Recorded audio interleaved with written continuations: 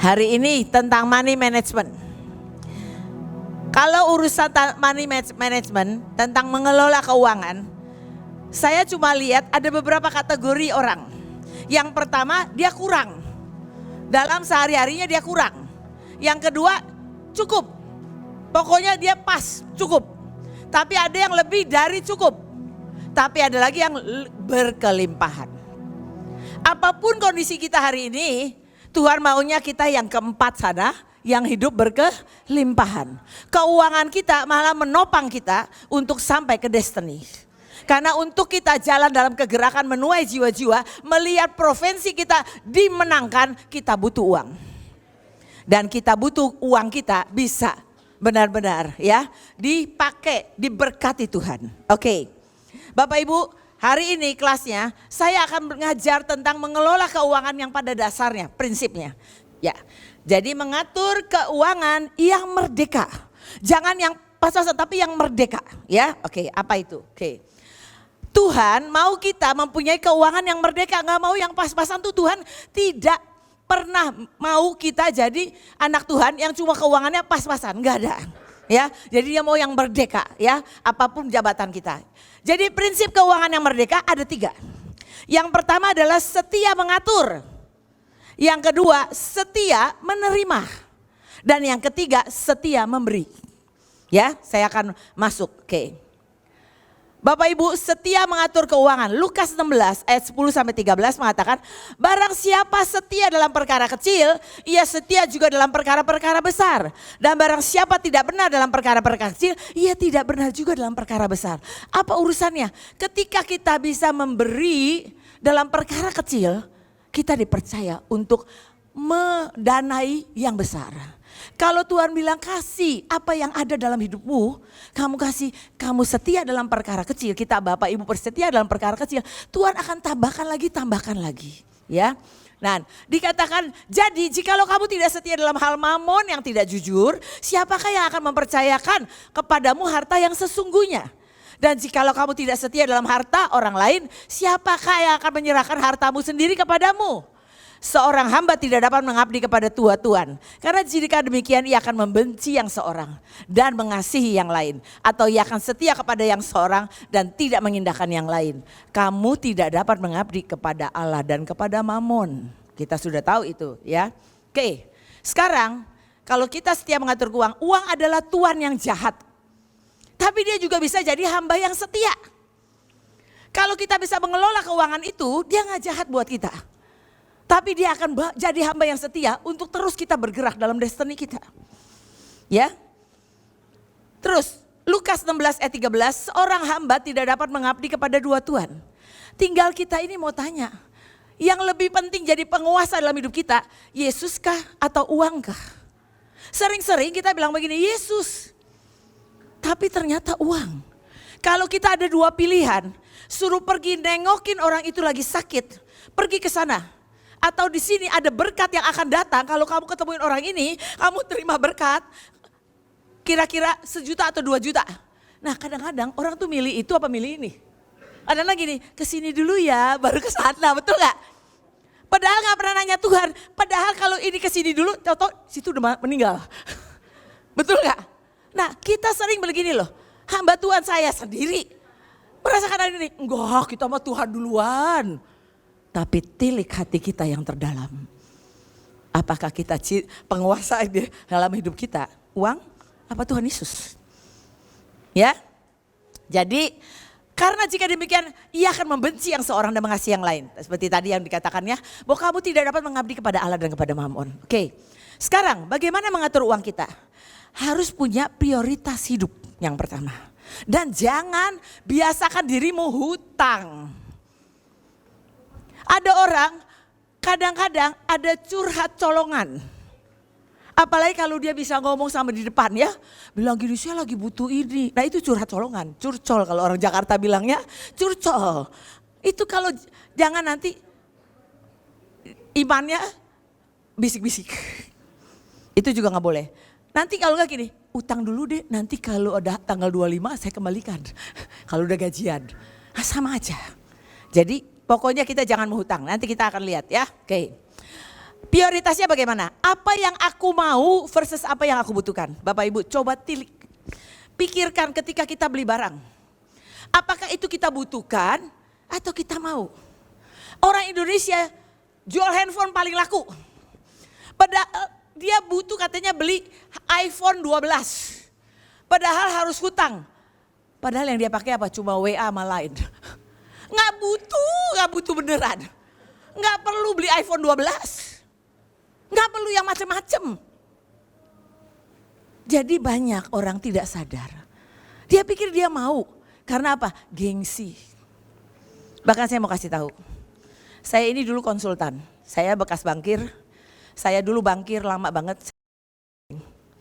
Dan saya dulu kerja dan terakhir saya itu diangkat Tuhan. Sampai lagi dipercaya pegang 12 triliun aset.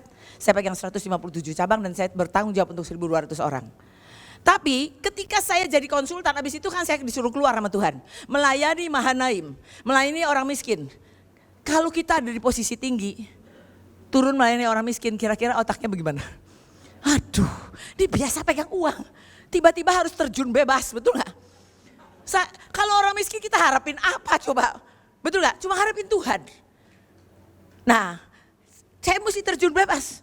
Tapi saya melihat bahwa apapun, teman saya pernah bilang gini, akhirnya saya dibuka peluang oleh Tuhan untuk melayani bank-bank. Nah situ saya enak, melayaninya per orang dapat duit, per jam dapat duit, ya kan? Nah tapi teman saya pernah bilang gini, Ren jangan pakai Kijang tok, pakai tuh mobil ya, Alphard, mobil yang lain. Kenapa mesti begitu? Kan nanti customernya bingung, kamu pakai Kijang doang. Saya bilang gini, emangnya customernya sampai anterin saya keluar? Kan enggak. Cuma di ruang apalagi gedung-gedung demi gedung, cuma gedung di atas. Dia gak pernah turun anterin saya sampai ke depan, betul gak? Emangnya tamu di rumah? Betul gak? Terus yang kedua saya bilang gini, kalau saya punya Alphard sekalipun Mercy, tapi di dalam otak saya, di dalam diri saya gak ada bobotnya, dia juga gak mau pakai saya. Buat apa? Makanya harus tahu yang mau dan yang butuh. Banyak kita itu terjelumus karena mau bukan butuh. Ya. Yang kedua, Matius 6 ayat 11 mengatakan, berikan kami pada hari ini makanan kami yang secukupnya. Secukupnya. Jadi jangan siapa yang kalau sini belanja, nggak cukup 1-2 kayak orang mau KKR. Kayak mau kasih makan satu kampung.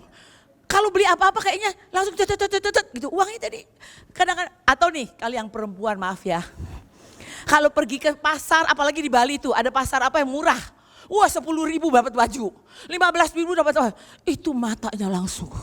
Mata sama otak sama ini udah gak sinkron tuh. Udah pengen beli aja semua. Percayalah sampai di rumah gak dipakai. Belinya 12, pakainya cuma 2. Saya juga begitu. Karena saya tahu mata perempuan ya, suka kadang-kadang lupa. Murah. Murah sih murah. Gak dipakai juga. Itu gak perlu gitu loh ya. Oke. Nah, jangan berutang, Roma 13 ayat 7-8. Apakah nanti aku akan sanggup membayar cicilan kredit barang ini? Kalau aku sukanya kredit, apalagi sekarang ya waduh, udah online aja shopping, gak usah pergi belanja. Suami juga gak tahu, istri juga gak tahu saya belanja, lewat shopping aja, online shopping.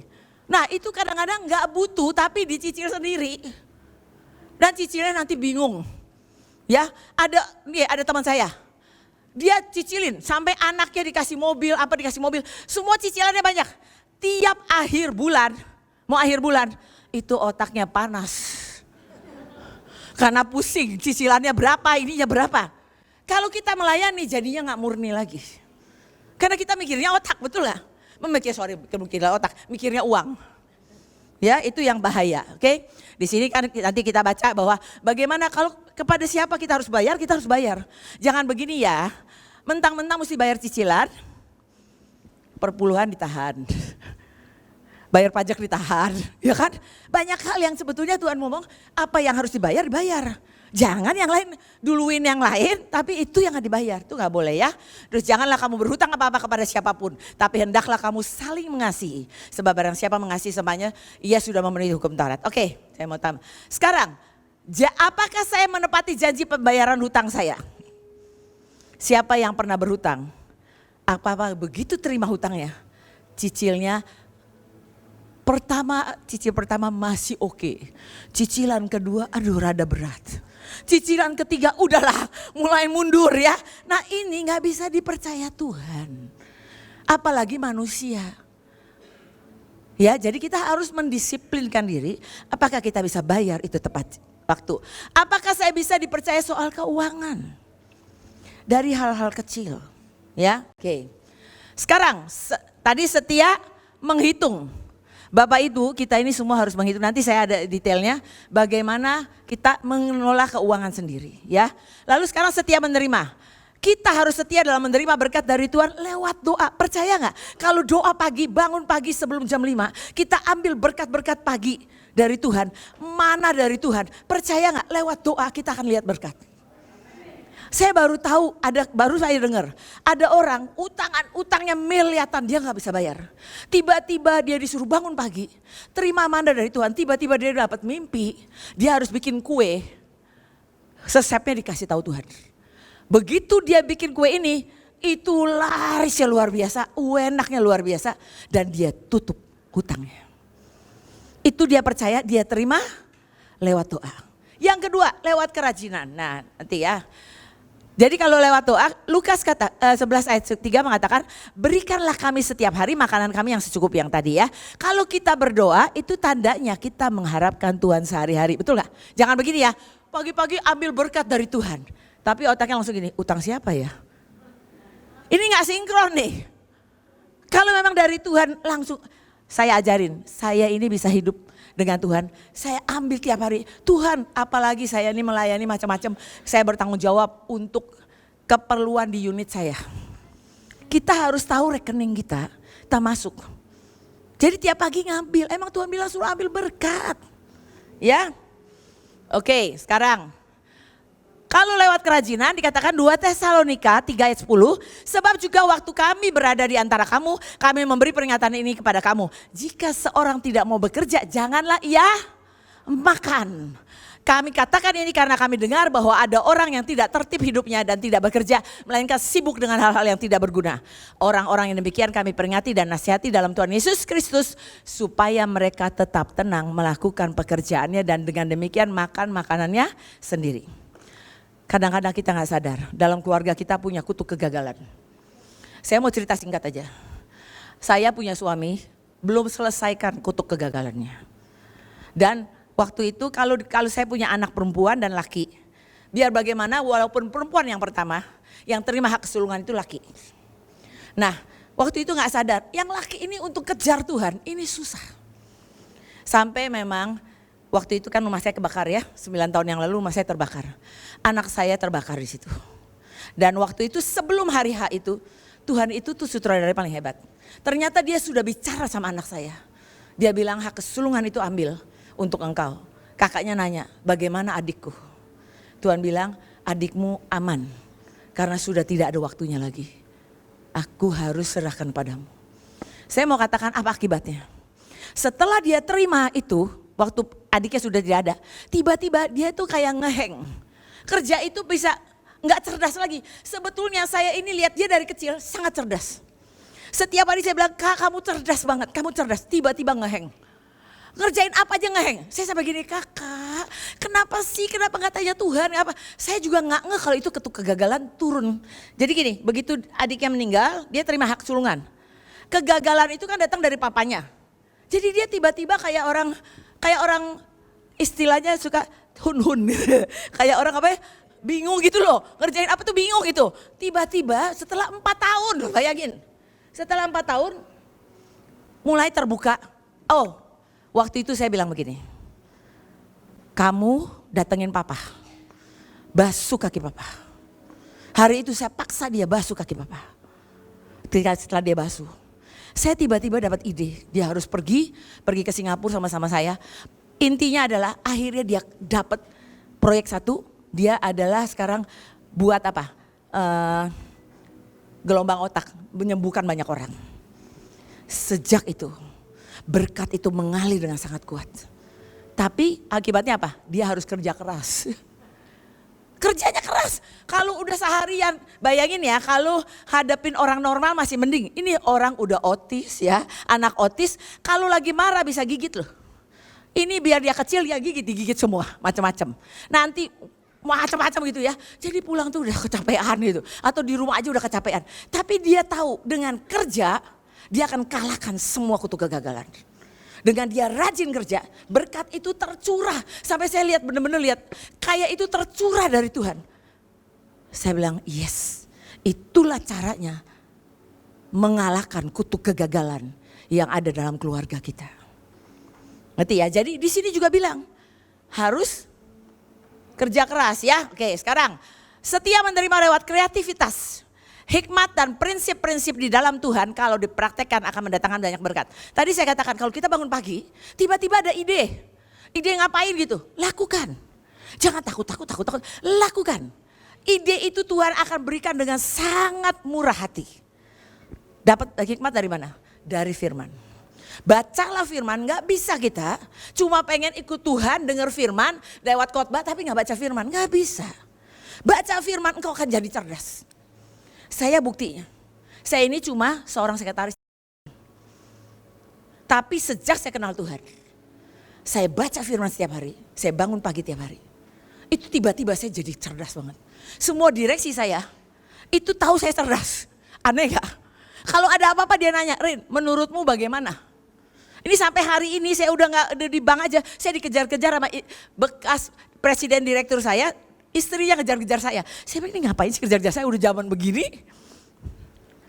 Karena dia pengen dengar suara Tuhan.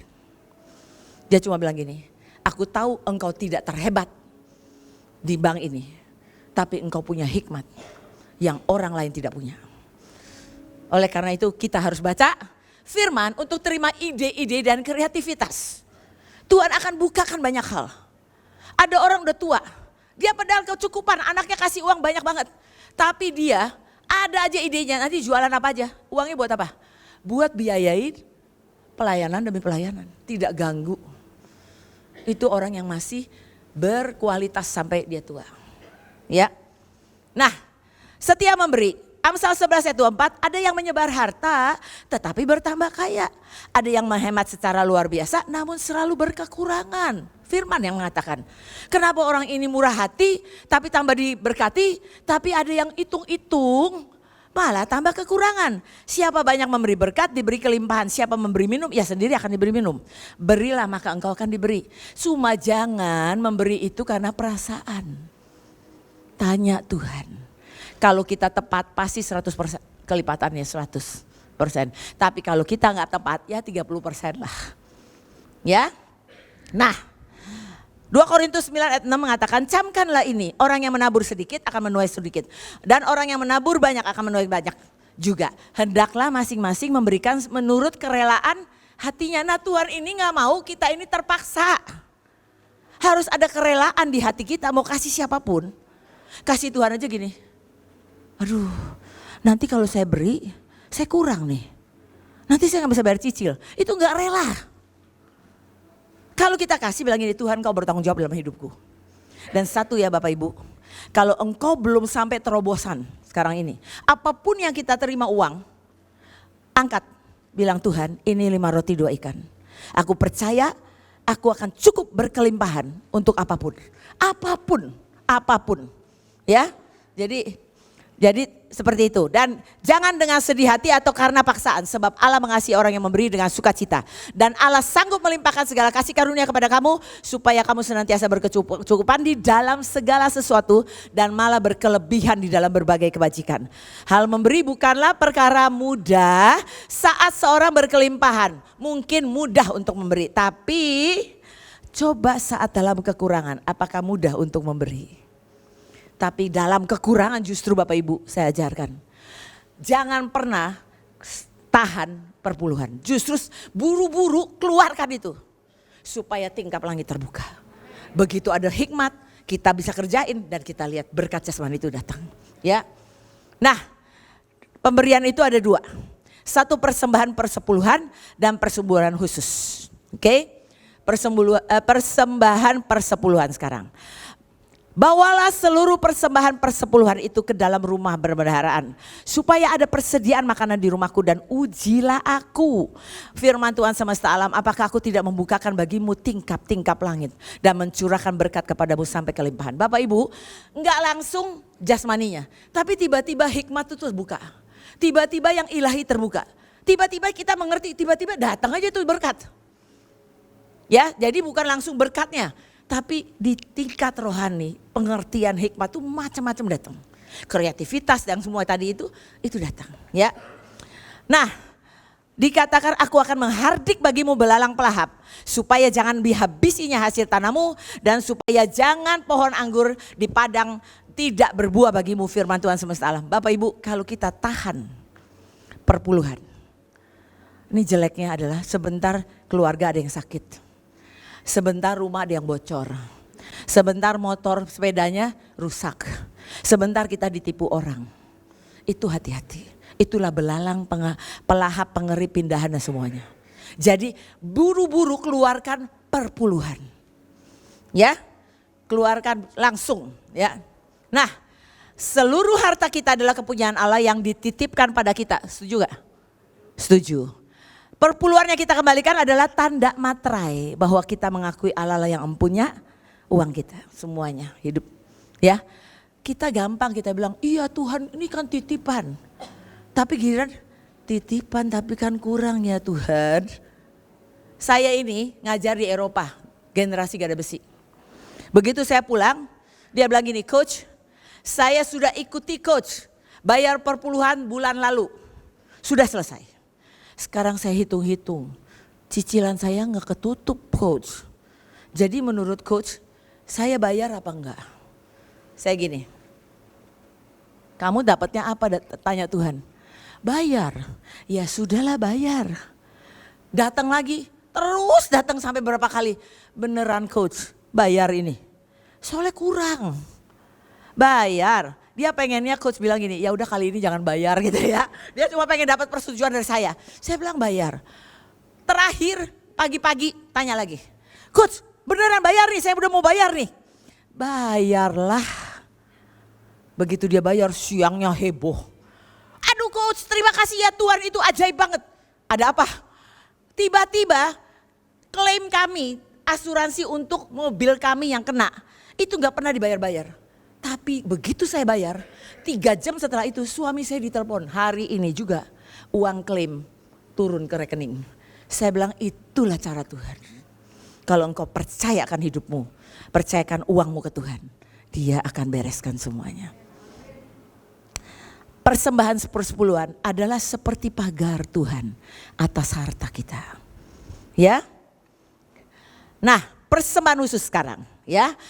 Membangun kemah suci, Keluaran 35 ayat 21. Dikatakan sesudah itu datanglah setiap orang yang tergerak hatinya, setiap orang yang terdorong jiwanya, ya, membawa persembahan khusus kepada Tuhan untuk pekerjaan melengkapi kemah pertemuan dan untuk segala ibadah di dalamnya dan untuk pakaian kudus itu. Bapak Ibu, apa sih persembahan khusus? Yang kita digerakkan di luar perpuluhan kita. Yang Tuhan gerakan untuk membangun kemah suci, mendukung pekerjaan Tuhan. Misalnya menopang penginjilan, kita nggak bisa berangkat, kita nopang dengan uang kita. Ya, misalnya ada KKR, lalu menolong orang miskin, merenovasi gereja-gereja miskin. Persembahan khusus adalah persembahan sukarela. Saya mau bilang Bapak Ibu, percayalah dengan Tuhan untuk semua keuangan dan kehidupan kita. Dia akan memberikan jauh lebih daripada yang kita pikirkan. Apalagi kalau untuk pelayanan cepat sekali. Saya minta nih kalau untuk Mahanaim Rumah Shalom itu lebih cepat daripada untuk pribadi. Tapi jangan tipu Tuhan. Ini buat ini loh, ternyata buat kita, gak boleh menipu. Tapi saya mau katakan, ayo jangan pernah takut. Saya melihat bagaimana sejak saya akan ikut Tuhan, gak pernah hidup saya turun. Sekalipun saya melayani orang miskin, tapi hidup saya naik terus sampai hari ini. Ya, nah ini adalah kalau dikatakan ini, ia menyediakan benih bagi penabur dan roti untuk dimakan. Ia juga yang akan menyediakan benih bagi kamu dan melipat gandakannya dan menumbuhkan buah-buah kebenaran. Kalau kita pengen ikut partisipasi di KKR. Kita mau ikut partisipasi dalam suatu gerakan atau pelayanan. Gak punya duit, bilang gini, Tuhan aku minta benih Tuhan. Supaya aku bisa ikut. Nanti percaya deh. Saya sering mendengar ibu-ibu yang kerja dengan kami. Tiba-tiba dia dapat order masak. Malam-malam kalau dia pulang dia masak. Oh itu luar biasa. Sampai berkelimpahan. Ya oke. Saya cepet aja. Nah ini kalau ini buah sulung, persembahan ucapan syukur. Biasanya saya ini gini loh. Kalau saya pindah kerja yang pertama gajinya saya kasih Tuhan. Kalau Januari ini biasanya saya kasih Tuhan lagi. Ya apa yang saya ada saya kasih Tuhan lagi. Itu terserah, tergantung kita masing-masing dengan Tuhan. Nah saya mau cepat aja kita mengelola keuangan pribadi. Tadi kan yang butuh dan keinginan. Ya ini singkat aja mau bagaimana. Jangan kita mainan, rokok, barang branded, buku, gadget terbaru. Nggak perlu. Kalau nggak ada uang, kalau uangnya berkelimpahan boleh. Ya, tapi yang butuh-butuh dulu. Oke, next. Keseimbangan keuangan ya. Sekarang fungsi mengelola keuangan. Untuk mengontrol agar selalu memberi barang yang memang diperlukan. Karena dicatat. Saya dulu mulainya catat. Catat semua uang saya butuh berapa. Sampai sekarang saya catatnya untuk apa? Karena saya megang banyak rekening. Rekening pelayanan, rekening apa. Kalau saya campur aduk nanti saya salah di hadapan Tuhan. Jadi saya akan nulis catat apa yang saya keluarkan untuk pelayanan. Kalau pribadi udah kagak catat-catat lagi. Tapi awalnya saya catat. Ya, lalu untuk mengingatkan kita sebelum belanja, oh nggak punya duit nih. Ada orang begini ya, utang orang tapi nggak inget utang. Kayak uangnya banyak jadi aku ya udah sekalian beli ya. Padahal utangnya makin-makin nanti ya. Terus terhindar dari perilaku kehidup kelebihan dan untuk mengetahui di bagian mana terlalu banyak mengeluarkan uang untuk membantu dalam keadaan darurat. Jadi harus dicatat. Banyak orang tidak menabung. Bapak Ibu, katanya kalau udah pelayanan kasih semua ke Tuhan. Tuhan bilang kita harus pintar menghitung. Tapi jangan pelit begini ya. Karena kamu tahu ini untuk tabungan. Tapi Tuhan bilang ini boleh gak aku minta tabunganmu? Ya kasih. Tapi dalam kita menghitung keuangan kita yang masuk. Kita sisihkan tabungan 5%. Pelan-pelan aja kalau anak kecil itu kan tabungannya yang pakai babi-babian itu ya apa yang taruh di situ. Ya kayak begitu kita mesti mulai ya. Jadi untuk membantu kita mencapai tujuan, membantu kita terbebas dari hutang. Dan dapat lebih murni dalam pelayanan. Ingat kalau kita terjerat hutang, terjerat uang, kita ini gak murni lagi kalau pelayanan. Ya, oke, next. Bicarakan waktu kita mengelola keanggaran dengan keluarga, bicarakan dan atur target dengan pasangan atau keluarga. Jangan mau-maunya sendiri, akhirnya berantem. Ya, lalu bedakan kebutuhan primer dan sekunder serta pengeluaran variabel dan pengeluaran pasti. Catat ya tadi setiap pengeluaran punya aturan bagaimana dan kapan uang belanja. Ada teman saya, dia katakan gini, kalau urusan dapur karena dua-duanya kerja, urusan dapur istri yang pegang. Tapi urusan yang lain keluar kemana-mana, mau beli rumah nanti, mau ada urusan macam-macam suami. Nah itu udah bagi, ya jadi seperti itu. Oke. Kelola kartu kredit. Siapa yang di sini pakai kartu kredit? Oke. Siapa yang sampai ke hutang dikejar-kejar sama kolektor? Saya ini bankir. Saya bekas bankir. Saya mau kasih tahu, kartu kredit itu biasanya bank. Dia cari adalah customer yang tidak pernah bayar penuh. Ngutang terus sama bank. Bayarnya 10% aja. Nanti 90%-nya utang. Nah itu bank nyarinya begitu. Supaya kartu kreditnya bisa hidup. Saya ini bankir, saya bayar gak pernah 10% selalu penuh habis. Kenapa? Saya gak mau hutang. Di otak saya, di hati saya, di hidup saya gak pernah mau cari gara-gara hutang. Nanti kalau disuruh hutang beli mobil, dapat dari Tuhan, boleh gak? Boleh. Kalau kita sudah hitung, kita bisa bayar cicilannya. Jangan begini ya, kan Tuhan yang suruh beli mobil Alphard. Beli mobil Kijang aja, mau bayar bensinnya aja jadi boros, betul gak? Jadi ayo hitung. Ya, jadi jangan kelola kartu kredit ya. Terus teman saya nih ada, coba kalau lihat dompet dia. Semua bank ada, semua kartu kredit, semua tawarin apa promosi ada. Saya sampai bingung, ini bagaimana bayarnya ya? Jadi kalau kemana-mana kayak kelihatannya kita kaya. Keluar ini. Padahal ini utang semua. Hati-hati itu. Nah terus sekali lagi ya, jangan pernah menahan perpuluhan. Kemarin ini saya cerita sama seorang bilang gini, betul tuh sekali, betul sekali. Saya jualan katanya, saya tahan perpuluhan. Karena saya merasa nanti aja deh. Karena dia udah semakin besar, karena dia udah semakin diberkati Tuhan. Kalau perpuluhannya makin besar ya, dia tahan. Dia bilang tiba-tiba omset 3 bulan, drop, habislah. Saya bilang jangan pernah menahan perpuluhan. Pokoknya buru-buru. Jatah kita cuma 90% dari apa yang kita dapat. Bahkan kalau engkau mau diberkati Tuhan. Kalau Tuhan tantang kau 20%, 30%, 40%, 50%. Asal jangan hitung-hitungan karena main perasaan. Engkau akan lihat. Saya gak pernah lagi 10% sudah sangat lama. Tuhan suruh ambil semua. Tapi saya hari ini melihat. Tuhan berkati dengan melimpah. Ya, terus budget ya, budget tadi kan saya bilang atur pembagian uang. Misalnya 40-50% untuk pengeluaran utama, 10% minimum perpuluhan, 5-10% tabungan. Revisi dan alokasikan dana pada pos-pos yang tepat, mulai menabung. Mari Bapak Ibu ya. Terus ubah gaya hidup, jangan begini yang tadi saya bilang. Ini satu keluarga untuk sehari-hari aja belum berkelimpahan. Cuma tiap kadang-kadang dari 12 bulan, 1-2 bulan itu lebih dari cukup. Tapi pakai kredit mobil anaknya, mau minjem, mau beli ini lagi, beli ini. Nah itu kan lebih besar pasak daripada tiang, betul gak? Nah itu akan menjerumuskan kita. Jadi please jangan gaya hidup kita membuat kita jadi hutang. Ya, ubah gaya hidup, asuransi untuk melindungi orang-orang yang menjadi tanggung jawab. Kalau disuruh asuransi, asuransikan. Kalau ada yang kredit rumah, ya, itu tolong asuransi penuh. Karena saya punya sahabat tiba-tiba masih muda, suaminya meninggal. Masih ada cicilan rumah. Waktu saya datang saya bilang gini, kamu coba lihat, di bank itu dia punya asuransi gak? Saya urusin dan dia tidak bayar sesen pun. Karena begitu suaminya meninggal, rumah itu lunas oleh asuransi dan dia boleh tenang hidup dengan anak-anaknya. Ya, jadi kalau kredit rumah, please cicilah asuransi penuh ya. Nah kalau pakai kartu kredit ya Bapak Ibu, tolong hanya untuk belanja yang benar-benar penting dan mendesak. Jangan keenakan belanja sampai tidak perhatikan limit kartu kredit ya.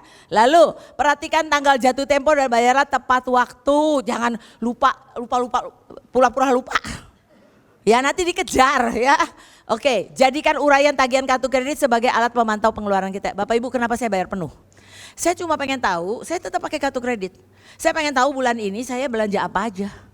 Ada gak yang sebetulnya saya gak perlu? Ya jadi saya bisa memantau. Simpan setiap slip pengeluaran dari kartu kredit kalau bisa. Karena kadang-kadang kita dibohongin, di fraud. Dibuat orang tuh tipu kita punya kartu kredit. Nanti banknya kalau kita punya masalah, banknya akan tanya gini, mana pembelanjaanmu bulan itu? Coba yang ini mana slip-slipnya? Kita mesti kasih tahu slipnya. Jadi sebaiknya disimpan. Ya. Nah Bapak Ibu, saya mau tutup. Ada 6 tipe orang mengelola uang. 1, boros, tidak memperhitungkan kondisi keuangan. Apakah Anda, apakah tidak? Asal jangan ada yang nomor 1 ya.